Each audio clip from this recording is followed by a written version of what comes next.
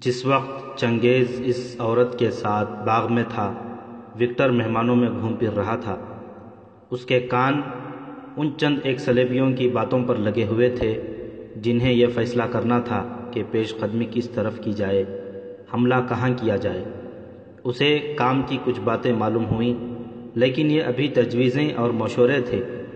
راشد چنگیز بھی مہمانوں میں چلا گیا اور رینالڈ کے ارد گرد گھومنے لگا۔ رینالڈ اپنے ساتھیوں سے اپنا وہی عزم دہرا رہا تھا جس کا اس نے کانفرنس میں اظہار کیا تھا۔ اس کے پاس اتنی زیادہ جنگی طاقت تھی جس کے زور پر وہ بڑے اونچے دعوے کر رہا تھا۔ رات گزر گئی۔ اگلے دن چنگیز کے پاس ایک آدمی آیا جو اس کے گروہ کا جاسوس تھا۔ اس نے اسے پیغام دیا کہ آدھی رات کے لگ بھگ امام کے پاس جائے، کوئی ضروری بات کرنی تھی۔ دن گزرا، رات آئی۔ چنگیز اور وکٹر ریمانڈ کے کھانے کے کمرے میں اپنی ڈیوٹی پر چلے گئے۔ رات بہت دیر بعد فارغ ہوئے۔ چنگیز نے ابھی وکٹر کو نہیں بتایا تھا کہ ایک عورت اس کی دوستی کی خواہاں ہے۔ فارغ ہو کر اس نے وکٹر کو بتایا کہ وہ کپڑے بدل کر امام کے ہاں جا رہا ہے۔ وکٹر نے اسے چند ایک باتیں بتائیں جو امام کو بتانے والی تھیں۔ چنگیز نے کپڑے بدلے اور مصنوعی داڑھی چہرے پر باندھ کر چہرہ عمامے میں چھپا لیا۔ وہ کمرے سے نکل کر اندھیرے میں چلا گیا۔ اس عمارت سے دور سرسبز میدان تھا جس سے درختوں کی بختات تھی، پھولدار پودے بھی تھے اور اس کے ارد گرد کوئی آبادی نہیں تھی۔ اسے اس قدرتی باغ میں سے گزر کر جانا تھا۔ اس میں داخل ہوا ہی تھا کہ کسی درخت کے پیچھے سے ایک سایہ نمودار ہوا اور اس کی طرف بڑھنے لگا۔ چنگیز نے پہلا کام یہ کیا کہ مصنوعی داڑھی اتار کر چوغے کے جیب میں ڈال لی۔ اسے خطرہ تھا کہ اس جگہ وہی آدمی آ سکتا ہے جو اس جگہ ملازم ہو اور وہ اسے پہچانتا ہوگا۔ اس نے رفتار سست کر لی اور آہستہ آہستہ ٹہلنے لگا۔ سایہ دائیں طرف سے آ رہا تھا اور جب قریب آیا تو بولا، میں نے کہا تھا نا کہ تمہیں خود ڈھونڈ لوں گی، اور اس کے ساتھ نسوانی ہنسی سنائی دی۔ یہ وہی عورت تھی۔ محل کی گھٹن نے دماغ خراب کر دیا ہے۔ چنگیز نے کہا، ہوا خوری کے لیے ادھر نکال آیا ہوں۔ میں تمہارے کمرے میں آ رہی تھی۔ عورت نے کہا، ادھر آتے دیکھا تو تمہارے پیچھے آنے کے بجائے اس طرف سے آئی تاکہ کوئی دیکھ نہ لے۔ بیٹھو گے یا ٹہلو گے؟ میں سراہی اور 2 پیالے اپنے ساتھ لے آئی ہوں۔ وہ ہنس پڑی۔ راشد چنگیز نے اس سے یہ نہیں پوچھا کہ وہ رہتی کہاں ہے اور اتنی رات گئے کہاں سے آ ٹپکی ہے، اور کیا جس کی وہ داشتہ ہے وہ اسے ڈھونڈے گی یا نہیں۔ وہ اسی قدر سمجھ سکا کہ یہ عورت جذبات سے مغلوب ہے اور خطرے مول لے رہی ہے۔ چنگیز نے اس سے راز لینے کے ارادے سے کہا، تم اپنے کمانڈر آقا سے نجات چاہتی ہو؟ یہ تبھی ممکن ہو سکتا ہے کہ وہ لڑائی پر چلا جائے، مگر ایسا کوئی امکان نظر نہیں آتا۔ وہ کون سی فوج میں ہے؟ وہ بالڈون کی فوج کی ہائی کمان کا جرنیل ہے۔ عورت نے جواب دیا، شاید لڑائی پر چلا جائے مگر وہ مجھے اور دوسری لڑکی کو بھی ساتھ لے جائے گا۔ لڑائی کا کوئی امکان ہے؟ چنگیز نے پوچھا، وہ یہاں کیوں آیا ہے؟ یہاں اسے بالڈون نے اسی مقصد کے لیے بھیجا ہے کہ لڑائی کا امکان پیدا کیا جائے۔ عورت نے جواب دیا، صلاح الدین ایوبی کی فوج کہاں ہے؟ چنگیز نے پوچھا۔ میں نے کبھی توجہ نہیں دی، اس نے جواب دیا، تم چاہو تو پوچھ کر بتا دوں گی۔ راشد چنگیز نے اس سے کچھ اور باتیں پوچھیں۔ اس عورت کو جو کچھ معلوم تھا اس نے بتایا، اور جو معلوم نہیں تھا اس کے متعلق کہا کہ پوچھ کر بتا دے گی۔ کوئی لڑے کوئی مرے، تمہیں اس سے کیا؟ عورت نے جذباتی لہجے میں کہا، اگر اس نے مجھے میدان جنگ میں جانے کو کہا تو میں نہیں جاؤں گی۔ میں اس کی بیوی تو نہیں، میں نہ اپنے موجودہ آقا کی غلام ہوں، نہ صلاح الدین ایوبی کے ساتھ میری دشمنی ہے۔ مجھے اتنا ذلیل کیا گیا ہے کہ میں ان سب کو جو اپنے آپ کو صلیب کے محافظ کہتے ہیں زہر دے کے مار دینا چاہتی ہوں۔ اس نے چنگیز کو بٹھا لیا، دونوں پیالے زمین پر رکھ کر ان میں شراب انڈیلی اور ایک پیالہ چنگیز کی طرف بڑھا کر بولی، ایسی تنہائی اور ایسی تاریک رات کے رومان کو لڑائی کی باتوں سے تباہ نہ کرو۔ چنگیز کے لیے مشکل پیدا ہو گئی۔ وہ 1.5 سال سے ان شرابیوں میں زندگی بسر کر رہا تھا، اپنے ہاتھوں انہیں شراب پلاتا تھا، لیکن اس نے خود کبھی نہیں پی تھی۔ اس گنہگار ماحول میں جہاں اسے گناہوں کی بڑی ہی دلکش دعوتیں ملتی تھیں، اس نے اپنے ایمان کو داغدار نہیں ہونے دیا تھا۔ اب اسے ایک ایسی عورت مل گئی جس کی وساطت سے وہ اپنا فرض بہتر طریقے سے ادا کر سکتا تھا، لیکن یہ عورت اسے شراب پیش کر رہی تھی۔ خطرہ تھا کہ اس نے اس جذباتی عورت کی پیشکش ٹھکرائی تو وہ اس کے ہاتھ سے نکل جائے گی۔ اس کے لیے فیصلہ کرنا مشکل ہو گیا کہ فرض کی ادائیگی کے خاطر وہ شراب کے 2 گھونٹ پیے یا اتنی قیمتی عورت کو ضائع کر دے۔ مجھے شراب پسند نہیں، اس نے کہا۔ خدا نے تمہیں مردانہ حسن اور شجاعت کا بڑا ہی دلکش مجسمہ بنایا ہے، عورت نے کہا، لیکن شراب قبول نہ کر کے تم ثابت کر رہے ہو کہ تم پتھر کا بے جان مجسمہ ہو۔ کچھ دیر انکار اور اصرار کا تصادم جاری رہا۔ چنگیز نے اس حسین عورت کو اپنے جال میں پھانسنے کے لیے اس کے ہاتھ سے پیالہ لے لیا، پھر پیالہ منہ سے لگایا۔ عورت نے اس کے پیالے میں اور شراب ڈال دی۔ چنگیز نے کانپتے ہوئے ہاتھوں سے پیالہ ہونٹوں سے لگایا اور آہستہ آہستہ پیالہ خالی کر دیا۔ تھوڑی دیر بعد وہ محسوس کرنے لگا جیسے اس کے خیالات اور نظریات کی دنیا میں بونچھال آ گیا ہے۔ اس کے ارد گرد دیواریں گر پڑیں اور وہ آزادی کے احساس سے لطف اندوز ہونے لگا، جیسے کال کوٹھری سے رہا کر دیا گیا ہو۔ وہ نسوانی جسم کے لمس سے آشنا نہیں تھا۔ اس نے شادی بھی نہیں کی تھی۔ جاسوسی کے لیے اسے جو منتخب کیا گیا تھا اس کی ایک وجہ یہ تھی کہ وہ غیر شادی شدہ تھا اور پیچھے اس کا کوئی غم نہیں تھا۔ مگر اس صورتحال میں جب ایک دلکش عورت اسے شراب پلا کر اس کے ساتھ لگ کر بیٹھ گئی تھی، اس کا شادی شدہ نہ ہونا اس کی بہت بڑی کمزوری بن گئی تھی۔ یہ عورت اسے گناہ کی دعوت نہیں دے رہی تھی، اس سے اس محبت کی بھیک مانگ رہی تھی جو روح کو مسرور اور مخمور کر دیا کرتی ہے۔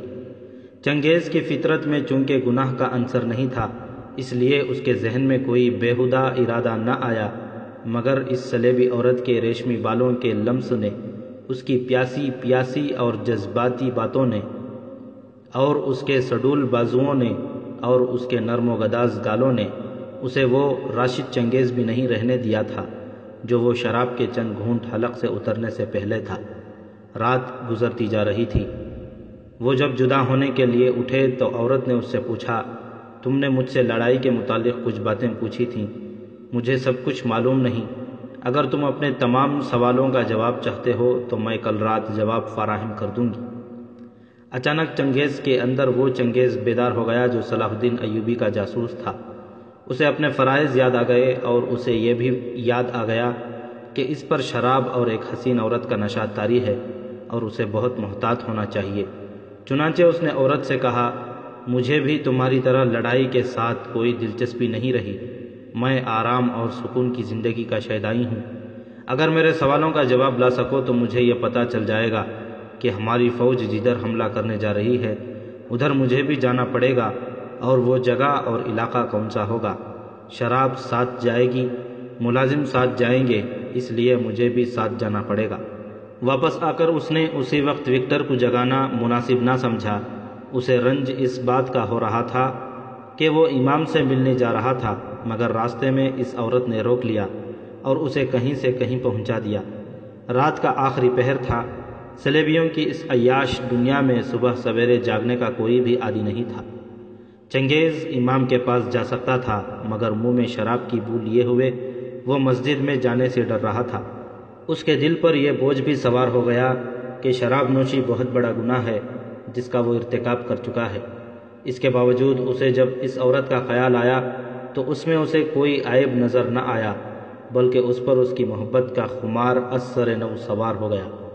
عورت کے خیال کے ساتھ کوئی گناہ وابستہ نہیں تھا، یہ پاک محبت کا سرور تھا جس سے وہ دست بردار ہونے کو تیار نہیں تھا۔ وہ لیٹ گیا اور اس کی آنکھ لگ گئی۔ اسے وکٹر نے جگایا۔ سورج اوپر آیا تھا۔ وکٹر نے پہلی بات یہ پوچھی، امام سے مل آئے تھے؟ کیا بات تھی؟ نہیں، چنگیز نے وکٹر کو حیران کر دیا، میں مسجد تک نہیں جا سکا۔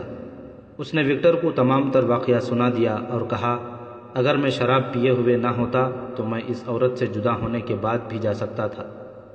پھر تم کوشش کرو کہ آئندہ شراب نہ پیو، وکٹر نے اسے کہا، اور اس عورت کو اپنے ہاتھ میں رکھنے کے لیے اس کے کہنے پر 2 گھونٹ پی ہی لیے تھے تو تمہیں اپنے فرض سے کوتاہی نہیں کرنی چاہیے تھی۔ امام تمہارے انتظار میں پریشان ہو رہا ہوگا، دن کے وقت جانا ٹھیک نہیں، آج رات ضرور جانا۔ وکٹر نے اس سے پوچھا، تم اناڑی نہیں ہو چنگیز؟ خود سمجھ سکتے ہو کہ اس عورت کی نیت کیا ہے اور کیا وہ تمہارے ساتھ دلی محبت کرتی ہے؟ تمہیں دھوکہ تو نہیں دے رہی یا تمہیں جسمانی جذبے کی تسکین کا ذریعہ بنانا چاہتی ہوگی؟ یہ تو اس کے فرشتوں کو بھی معلوم نہیں ہو سکتا کہ تم جاسوس ہو۔ میں تمہیں یہ کہنا ضروری سمجھتا ہوں کہ عورت کے جادو نے فرعونوں جیسے بادشاہوں کو تخت سے اٹھا کر کوڑے کرکٹ میں گم کر دیا ہے۔ خود اپنے قوم کو دیکھ لو، صلیبیوں کی بھیجی ہوئی دلکش لڑکیوں نے مصر میں بغاوت تک کرائی ہے، سلطان ایوبی کے قابل اعتماد سالاروں کو غدار بنا لیا ہے۔ میں اتنا کچا تو نہیں وکٹر بھائی، راشد چنگیز نے کہا۔ یہ عورت مظلوم نظر آتی ہے، وہ بے شک داشتہ ہے لیکن شہزادی ہے، عصمت فروش نہیں۔ عیش و عشرت اور مادی آسائشوں کے لحاظ سے میں اسے شہزادی کہتا ہوں، لیکن جذباتی لحاظ سے وہ مظلوم ہے۔ وہ پاک محبت کی پیاسی ہے۔ میں نے اس کے جسم کے ساتھ دلچسپی کا اظہار کیا ہے، نہ کروں گا، لیکن اس کی محبت کو میں ٹھکرا کر اسے مزید مظلوم نہیں بنانا چاہتا۔ تم یہ نہ سمجھو کہ میں اسی کا ہو کے رہ جاؤں گا۔ اسے وہ محبت بھی دوں گا جس کی اسے ضرورت ہے، اور اس سے وہ راز بھی نکال لوں گا جس کی مجھے ضرورت ہے۔ تم دل سے اسے چاہنے لگے ہو؟ ہاں وکٹر، چنگیز نے جواب دیا۔ میں تم سے کچھ چھپاؤں گا نہیں، وہ میرے دل میں اتر گئی ہے۔ دل میں اتر جانے والیاں پاؤں کی زنجیریں بھی بن جایا کرتی ہیں چنگیز، وکٹر نے کہا۔ میں اس کے سوا اور کیا کہہ سکتا ہوں کہ سب سے مقدس اور مقدم فرض ہے۔ فرض اور محبت کے درمیان، نشے اور ہوش کے درمیان، ایمان اور وقتی جذبات کے درمیان کوئی دیوار نہیں ہوتی جسے پھلانگنا دشوار ہو۔ بال جیسی باریک ایک لکیر ہوتی ہے جو ذرا سی لغزش سے نظر سے اوجھل ہو جاتی ہے اور انسان ادھر سے ادھر چلا جاتا ہے۔ کہیں ایسا نہ ہو کہ اس سے راز لیتے لیتے تم اپنے کو اس کے آگے بے نقاب کر دو۔ راشد چنگیز نے قہقہا لگایا اور وکٹر کی ران پر ہاتھ مار کر بولا، ایسا نہیں ہوگا میرے دوست، ایسا نہیں ہوگا۔ اور یاد رکھو، وکٹر نے کہا، شراب کا تعلق شیطان کے ساتھ ہے۔ جو صفات شیطان میں ہیں وہ شراب میں ہیں۔ اس کا عادی نہ ہو جانا۔ اس عورت کو خوش کرنے کے لیے اتنی سی پی لینا جس سے تمہاری عقل ٹھکانے رہے۔ امام تک یہ پیغام پہنچنا ضروری ہے کہ میں رات کسی مجبوری کی وجہ سے نہیں آ سکا، آج رات آؤں گا، چنگیز نے کہا۔ بازار چلے جاؤ، وکٹر نے کہا۔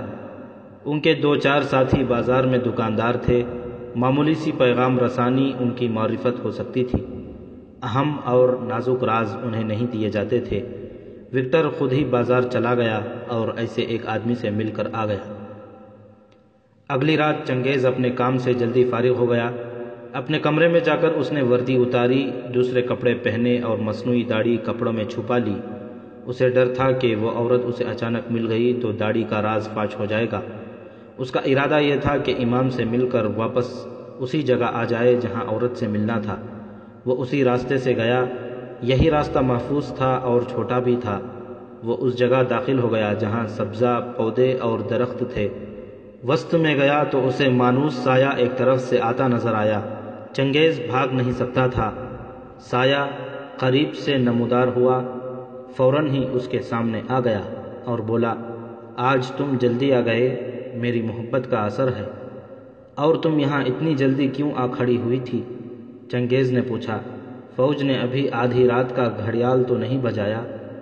میرا دل کہہ رہا تھا کہ تم گھڑیال کی آواز سے پہلے آ جاؤ گے، عورت نے کہا، لیکن مجھے یہ توقع نہیں تھی کہ تم اتنی جلدی آ جاؤ گی۔ چنگیز نے کہا، میں کسی کام سے جا رہا تھا، واپس یہیں آنا تھا۔ اگر کام ضروری ہے تو جاؤ، عورت نے کہا، میں ساری رات تمہارا انتظار یہیں کروں گی۔ اب تو میں یہاں سے ہل بھی نہیں سکوں گا، چنگیز نے اسے بازوؤں کے گھیرے میں لیتے ہوئے کہا۔ عورت کے کھلے ہوئے بال کی مہک اور کپڑوں پر لگے ہوئے عطر نے اسے دیوانہ بنا ڈالا، لیکن اپنے آپ کو اس حد تک ہوش مند اور چوکنا رکھا کہ امام کے پاس جانا ملتوی کر دیا۔ اس نے سوچا کہ یہ عورت آخر صلیبی ہے، اس کے دل میں اپنے آقا کے خلاف نفرت ہو سکتی ہے، اپنی قوم اور صلیب کو دھوکہ نہیں دے سکتی۔ چنگیز یہ خدشہ محسوس کر رہا تھا کہ وہ امام کی طرف گیا تو یہ عورت کسی اور شک کی بنا پر اس کے پیچھے نہ چل پڑے۔ چنانچہ اس نے محبت کی شدت کا اظہار کر کے آگے جانا منسوخ کر دیا۔ عورت نے پیالے زمین پر رکھے اور صراحی سے ان میں شراب ڈال کر ایک پیالہ چنگیز کو دینے لگی۔ چنگیز شراب نہیں پینا چاہتا تھا۔ اس نے ایک بہانہ سوچ لیا، تم اگر زہر کا پیالہ دو گی وہ بھی پی لوں گا۔ چنگیز جذبات سے جھومتے ہوئے بولا، شراب نہیں پیوں گا۔ تم عیسائی ہوتے ہوئے شراب سے کیوں نفرت کرتے ہو؟ شراب کا نشہ تمہارے حسن اور تمہاری محبت کے نشے پر غالب آ جاتا ہے۔ چنگیز نے کہا، جس طرح تمہارے دل نے زر و دولت اور عیش و عشرت کو قبول نہیں کیا کیونکہ اس کی مسرت مصنوعی اور جسمانی ہے، اسی طرح میرا دل شراب کو قبول نہیں کرتا کیونکہ اس کا نشہ مصنوعی ہے۔ مجھ پر اپنا خمار طاری کرو۔ عورت نے اس کا سر اپنی آغوش میں رکھ لیا اور اس پر اپنا خمار طاری کر دیا۔ اس سے پہلے چنگیز نے اس کے ساتھ جو باتیں کی تھیں ان میں بناوٹ اور جھوٹ تھا، اب اس کی عقل پر اور اس کے جذبات پر یہ عورت غالب آ گئی۔ اسی لذت کے خمار میں اس نے خود پیالہ اٹھایا اور ایک ہی سانس میں خالی کر دیا۔ اور ڈالو، اس نے کہا۔ عورت نے اب اس کا پیالہ بھر دیا جو وہ آہستہ آہستہ پینے لگا، پھر وہ اس عورت میں گم ہو گیا۔ ہم کب تک چوری چھپے ملتے رہیں گے؟ عورت نے کہا، ذرا غور کرو میں کیسی اذیت میں مبتلا ہوں۔ میرے جسم کا مالک کوئی ہے اور دل کے مالک تم ہو۔ تمہاری محبت نے اس کی نفرت کو اور زیادہ کر دیا ہے۔ میں اب اسے برداشت نہیں کر سکتی۔ آؤ یہاں سے بھاگ چلیں۔ کہاں جائیں گے؟ چنگیز نے پوچھا۔ دنیا بہت وسیع ہے، عورت نے جواب دیا، یہاں سے مجھے نکالو۔ میرے جذبات کی جوانی کو ایک بوڑھا کچل اور مسل رہا ہے۔ چلیں گے، چنگیز نے کہا، تھوڑے دن ٹھہر جاؤ۔ میرے سوالوں کا جواب لائی ہو؟ ہاں، عورت نے کہا، ہماری فوجیں جمع ہو رہی ہیں۔ اس نے تفصیل سے بتایا کہ کس کس کی فوج کہاں کہاں اجتماع کرے گی اور ان کا ارادہ کیا ہے، لیکن ابھی آخری پلان کا اسے علم نہیں ہو سکا تھا۔ چنگیز اس سے کریت کر پوچھتا رہا۔ وہ جب وہاں سے اٹھے تو ایک دوسرے کے دل میں پوری طرح سما چکے تھے۔ میں امام تک تو نہیں پہنچ سکا، لیکن اس عورت سے کچھ نئی معلومات لے آیا ہوں۔ چنگیز نے وکٹر کو بتایا، وہ میرے جال میں آ گئی ہے اور میرے ہاتھ میں کھیلتی رہے گی۔ میرا خیال ہے کہ تم بھی اس کے جال میں آ گئے ہو، وکٹر نے کہا۔ تمہارا انداز بتا رہا ہے کہ اس کا تیر تمہارے دل میں اتر گیا ہے۔ میں نے تمہیں بتا دیا تھا کہ وہ میرے دل میں اتر گئی ہے، چنگیز نے کہا۔ اب تو اس نے یہ بھی کہہ دیا ہے کہ وہ میرے ساتھ بھاگ چلے گی، لیکن میں نے اسے کہا کہ کچھ دن انتظار کرے، میں اسے یہاں سے نکال لے جاؤں گا۔ میں نے ارادہ کر لیا ہے کہ صلیبیوں کا منصوبہ معلوم ہو جائے تو یہ راز میں خود قاہرہ لے جاؤں گا اور اسی عورت کو بھی ساتھ لے جاؤں گا۔ اسے کب بتاؤ گے کہ تم مسلمان ہو اور یہاں جاسوسی کے لیے آئے تھے؟ مصر کی سرحد میں داخل ہو کر، چنگیز نے جواب دیا، یہاں اسے تھوڑے ہی بتاؤں گا۔ چنگیز محبت کے نشے میں سرشار تھا۔ وہ صلیبیوں کا راز معلوم کرنے کے لیے جس قدر بےتاب تھا، اس سے زیادہ بے چین اس عورت سے ملنے کے لیے تھا۔ وہ خود محسوس کر رہا تھا کہ اس کے سوچنے کے انداز میں اور اس کی روزمرہ حرکات و سکنات میں نمایاں تبدیلی آ گئی تھی۔ پہلی بار اس نے شراب پی لی تھی تو اگلے روز وہ پچھتاوے سے پریشان رہا تھا، مگر گزشتہ رات اس نے اپنی مرضی سے شراب کا پیالہ اٹھا لیا تھا اور اب وہ پچھتاوے سے آزاد تھا۔ یہ بہت بڑی تبدیلی تھی۔ اس شام اسے اچانک بتایا گیا کہ چند ایک صلیبی حکمران اور ان کے اعلیٰ کمانڈر آ رہے ہیں۔ ریمانڈ میزبان تھا، اس نے شراب کی محفل کا اہتمام کیا تھا۔ رات جب مہمان آئے تو یہ ہجوم نہیں تھا، چند ایک خصوصی مہمان تھے جو اس امر کا ثبوت تھا کہ یہ دعوت کم اور اجلاس زیادہ ہے۔ وکٹر اور چنگیز خاص طور پر سرگرم اور مستعد تھے۔ اس دعوت کے لیے انہوں نے کھانا پیش کرنے کے ملازموں کو باقاعدہ انتخاب کیا تھا۔ اس محفل میں صلیبیوں کی انٹیلیجنس کا سربراہ ہرمن بھی موجود تھا۔ شراب کا دور چلنے لگا اور حملے کی باتیں ہونے لگیں۔ اب کے جو باتیں ہو رہی تھیں وہ تجاویز نہیں بلکہ فیصلے کی حیثیت رکھتی تھیں۔ ان میں پلان کا خاکہ بھی تھا اور ان باتوں سے یہ بھی ظاہر ہوتا تھا کہ کوچ جلدی کیا جائے گا۔ ہرمن سے اس کے محکمے کی سرگرمیوں کے متعلق پوچھا گیا۔ اس نے بتایا کہ جہاں جہاں صلیبی فوج ہے وہاں محکمے کو سرگرم کر دیا گیا ہے کہ صلاح الدین ایوبی کے جاسوسوں کا سراغ لگا کر انہیں پکڑا جائے۔ تریپولی میں جہاں صلیبی فوج کا سب سے بڑا اجتماع ہو رہا تھا، جاسوسوں کو پکڑنے کے لیے خصوصی انتظامات کر دیے گئے اور ہرمن نے بتایا کہ یہاں جاسوسوں کے ایک گروہ کا سراغ ملا ہے، اس گروہ کو بیکار کرنے کی کوشش کی جا رہی ہے۔ ہرمن نے کہا، صرف ایک آدمی پکڑا گیا تو اس کے ذریعے پورے گروہ کا سراغ مل جائے گا۔ قاہرہ کے جاسوسوں کو ہدایات بھیج دی گئیں۔ ادھر سے کل ہی ایک آدمی آیا تھا، اس نے بتایا ہے کہ صلاح الدین ایوبی نے بھرتی اور ٹریننگ تیز کر دی ہے اور وہ یروشلم کی طرف پیش قدمی کا ارادہ رکھتا ہے۔ صلیبیوں کے اجلاس میں چنگیز اور وکٹر کو اتنی معلومات حاصل ہوئی کہ اگر یہی قاہرہ پہنچا دی جاتی تو سلطان ایوبی کے لیے کافی تھی۔ اسے یہ اطلاع بہت جلدی ملنی چاہیے تھی کہ صلیبی عنقریب پیش قدمی کر رہے ہیں اور ان کا رخ ہرن اور حلب کی طرف ہے۔ محفل برخاست ہوئی۔ چنگیز اور وکٹر آدھی رات کے بعد فارغ ہوئے۔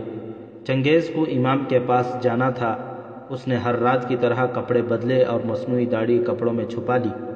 آج رات چونکہ بہت دیر ہو گئی تھی، اس لیے اسے یہ خطرہ نہیں تھا کہ عورت اسے راستے میں مل جائے گی۔ وہ اطمینان سے باہر نکل گیا۔ اس کی توقع غلط ثابت ہوئی۔ وہ اس سرسبز جگہ سے گزر رہا تھا کہ عورت نے اسے روک لیا۔ چنگیز نے یہ بھی نہ سوچا کہ نہ اس سے پوچھا کہ وہ کہاں رہتی ہے اور اسے کہاں سے دیکھ لیتی ہے۔ وہ تو معلوم ہوتا تھا کہ جیسے اسی جگہ کہیں رہتی تھی جہاں اسے چنگیز کے قدموں کی آہٹ سنائی دیتی اور وہ باہر آ جاتی ہو۔ چنگیز نے اس پر غور نہ کیا۔ اسے دراصل غور کرنے کی مہلت ہی نہیں ملتی تھی۔ عورت اس کے ذہن اور دل پر غالب آ جاتی تھی اور وہ سب کچھ بھول جاتا تھا۔ آج رات بھی وہ امام کے پاس نہیں جا سکتا تھا، مگر اس کا اسے افسوس نہ ہوا۔ عورت نے اسے جذبات میں الجھا لیا تھا۔ آج وہ مظلومیت کا اظہار ایسی دیوانگی سے کر رہی تھی جس سے چنگیز کے پاؤں اکھڑ گئے۔ مجھے پناہ میں لے لو، عورت نے جذبات سے لرزتی ہوئی آواز میں کہا۔ دیکھنے والے مجھے شہزادی اور ملکہ سمجھتے ہیں، مگر میری زندگی ایسا جہنم ہے جسے تم قریب سے دیکھو تو سر سے پاؤں تک کانپ اٹھو۔ میں مسلمان ماں باپ کی بیٹی ہوں۔ میری خوبصورتی نے مجھے ایسی اذیت میں ڈالا ہے جو بڑھتی جا رہی ہے، ختم ہوتی نظر نہیں آتی۔ 15 سال کی عمر میں میرے ماں باپ نے مجھے ایک عربی تاجر کے ہاتھ فروخت کیا تھا۔ میرا باپ غریب آدمی نہیں تھا۔ ہم 6 بہنیں تھیں۔ اس کے دل میں پیسے کا پیار تھا۔ بیٹیوں کو وہ بالکل پسند نہیں کرتا تھا۔ میری 2 بڑی بہنیں باپ کے سلوک سے تنگ آ کر اپنے چاہنے والوں کے ساتھ چلی گئی تھیں۔ مجھے اس نے بیچ ڈالا۔ 1 سال بعد اس تاجر نے مجھے تحفے کے طور پر ایک صلیبی افسر کے حوالے کر دیا۔ تھوڑے عرصے بعد وہ لڑائی میں مارا گیا۔ میں بھاگ گئی مگر جاتی کہاں۔ ایک عیسائی نے مجھے پناہ دی مگر اس نے میرے جسم کو کمائی کا ذریعہ بنا لیا۔ میں کوئی سستی سی طوائف نہیں تھی۔ وہ مجھے صلیبی فوج کے بہت اونچے رتبے کے افسروں کو چند دنوں کے لیے داشتہ کے طور پر دیتا تھا۔ اس آدمی نے اور ان صلیبیوں نے جن کے ہاں مجھے بھیجا جاتا تھا مجھے زیورات سے لاد دیا اور مجھے ہر وہ آسائش دی جو محل میں کسی شہزادی کو ملتی ہے۔ اس لحاظ سے میں مطمئن اور مسرور تھی، مگر مجھے روحانی مسرت نہیں ملتی تھی۔ اسی پیشے میں میرا میل جول فوجی افسروں کے ساتھ بڑھ گیا۔ میں تجربے کار ہو چکی تھی۔ میری رسائی حکمرانوں اور سب سے بڑے عہدوں کے کمانڈروں تک ہو گئی۔ انہوں نے مجھے جاسوسی کی تربیت دے کر ایک دوسرے کے خلاف استعمال کرنا شروع کر دیا۔ ایک بار مجھے بغداد میں بھیجا گیا تھا۔ وہاں نور الدین زنگی کے ایک سالار کو اس کے خلاف کرنا تھا۔ میں نے یہ کام خوش اسلوبی سے کر لیا تھا۔ میں اگر اپنے جاسوسی کے کارنامے تمہیں سنانے لگوں تو تم حیران رہ جاؤ گے اور شاید یقین بھی نہ کرو۔ ایسے قصے بڑے لمبے ہیں۔ اسی دوران اس کمانڈر نے مجھے داشتہ رکھ لیا۔ یہ بوڑھا آدمی ہے، مجھے بہت عیش کراتا ہے، مجھے بڑے فخر سے اپنے ساتھ لیے پھرتا ہے۔ وہ شاید لوگوں کو یہ دھوکہ دینا چاہتا ہے کہ وہ بوڑھا نہیں اور وہ مجھ جیسی جوان عورت کو خوش و خرم رکھ سکتا ہے۔ یہ میری ہر فرمائش پوری کرتا ہے۔ میں اس کے ساتھ اقرا میں تھی۔ وہاں اتفاق سے ایک مسلمان جاسوس سے ملاقات ہو گئی۔ وہ دمشق سے آیا تھا۔ اس کا کیا نام تھا؟ چنگیز نے پوچھا۔ نام بتا دوں گی تو تمہارے کس کام آئے گا؟ عورت نے کہا، تم اسے جانتے تو نہیں؟ میری بات سنو، تمہاری محبت نے میری زبان کی زنجیریں توڑ دیں اور میرے دل کے دروازے کھول دیے ہیں۔ میں تمہارے آگے ایسا راز فاش کر رہی ہوں جو مجھے قید خانے میں بھجوا سکتا ہے، جہاں انسانی درندے مجھے اذیت ناک طریقوں سے ہلاک کریں گے، لیکن میں تمہارے ہاتھ سے مرنا پسند کروں گی۔ میں کہہ رہی تھی کہ دمشق کا جاسوس پکڑا گیا اور اسے تہخانے میں ڈال دیا گیا۔ میں بہت بڑے افسر کی چہیتی داشتہ تھی۔ میں اس جاسوس کا تماشا دیکھنے تہخانے میں چلی گئی۔ اسے ایسی ظالمانہ اذیتیں دی جا رہی تھیں کہ مجھ پر غشی طاری ہونے لگی۔ اس سے پوچھ رہے تھے کہ اس کے دوسرے ساتھی کہاں ہیں اور اس نے اب تک کون سا راز معلوم کیا ہے۔ اس کی پیٹھ سے خون بہہ رہا تھا اور اس کا چہرہ نیلا ہو گیا تھا، پھر بھی وہ کہہ رہا تھا، میری رگوں میں مسلمان باپ کا خون دوڑ رہا ہے، اپنے کسی ساتھی کے ساتھ غداری نہیں کروں گا۔ میری رگ رگ بیدار ہو گئی، میری رگوں میں بھی مسلمان باپ کا خون دوڑ رہا تھا۔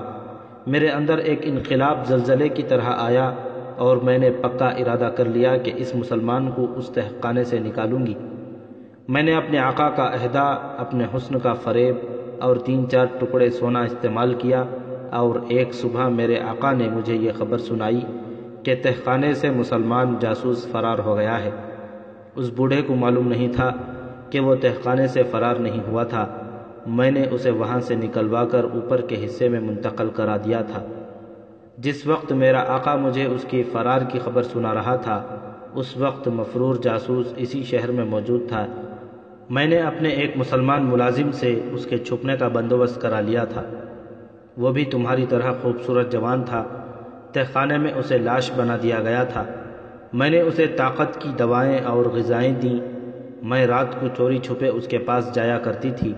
اس نے میری ذات میں ایمان بیدار کر دیا۔ میں نے اسے بتا دیا تھا کہ میں مسلمان کی بیٹی ہوں۔ یہ آپ بیتی اسے بھی سنائی تھی جو تمہیں سنا چکی ہوں۔ اس نے مجھے کہا کہ میرے ساتھ چلی چلو۔